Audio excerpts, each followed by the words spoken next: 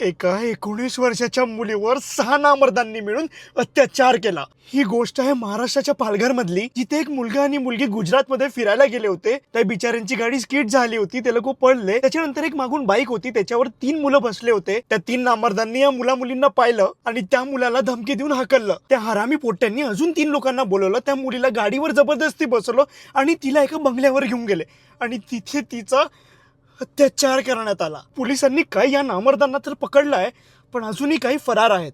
फडणवीस साहेब, काय सुरू आहे महाराष्ट्रामध्ये? आधी वर्धा, मग भंडारा, आता ही पालघरची बातमी समोर येत आहे आणि न जाणे असे किती केस असेल जे पुढे पण नाहीयेत। हे साले नामर्द मुलींवर अत्याचार करून मुलींना मारून टाकतात। त्या बिचाऱ्या मुलींचं आणि त्यांच्या फॅमिलीचं पूर्ण आयुष्यही उद्ध्वस्त करून टाकतात। अरे त्या नामर्दांना इतकी कठोर शिक्षा द्या की त्याच्यानंतर कोणत्याही मुलीवर कोणी अत्याचार करू शकणार नाही। अरे काय वाटत असेल त्या मायबापांना ज्यांच्या मुलीवर हे अत्याचार झाले आहे? अरे त्या नामर्दांना कठोर शिक्षा द्या, नाहीतर लोकांना उतरावं लागेल त्या नामर्दांना शिक्षा द्यायला।